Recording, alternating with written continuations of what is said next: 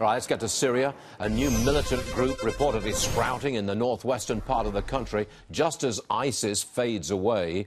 Come on in, Fox News national security analyst Walid Phares. What is this whack-a-mole of extremist groups in Syria? But the serious question here is this a serious group with any clout at all? Absolutely. This is a serious group that is now emerging, linked to Al-Qaeda, but also other militias linked to the Muslim Brotherhood.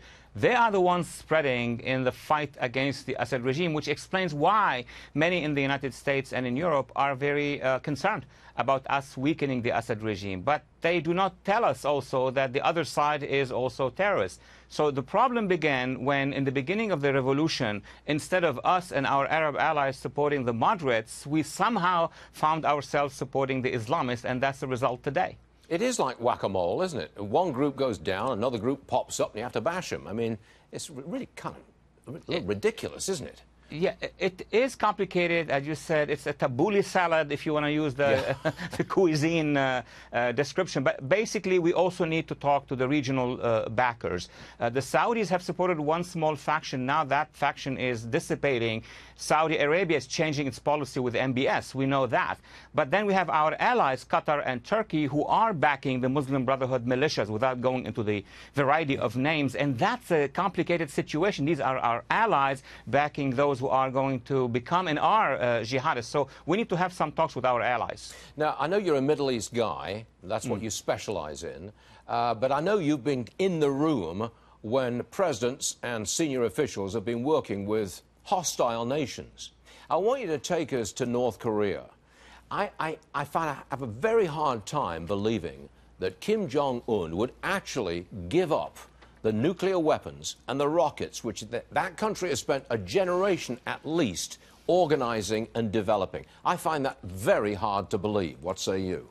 Your instincts are very strategic. That's correct. Without seeing a Gorbachev-like figure in North Korea, a glasnost and perestroika, I doubt that the long-term goal of North Korea is to let go of their weapons. But let's be very modest in analyzing here. We have a goal for the administration. What is it? It's basically to make sure that these missiles are not directed at us. Make sure that the North is not thinking anymore about invading the South or attacking the South. Now, the bigger question is, what does North Korea want, this leadership, including Un? What he wants basically is that his regime is safe, that we're not going to do anything to jeopardize his regime. These are the two bases for the next negotiations. But those next negotiations are just about those 2 points. That does not guarantee the future completely. You think if you just made sure the man was safe and his regime was safe, that's a big enough enticement for him to get rid of his nukes and his missiles?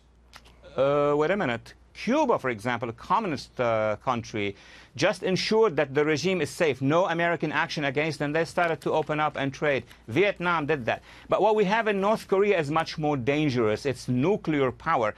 I would say at this point in time, he's not ready to let go of his weapons. He's ready at telling us, I'm not going to shoot against you. That's what he's ready to do. I don't think he knows what to make of Donald Trump, and that's a fact.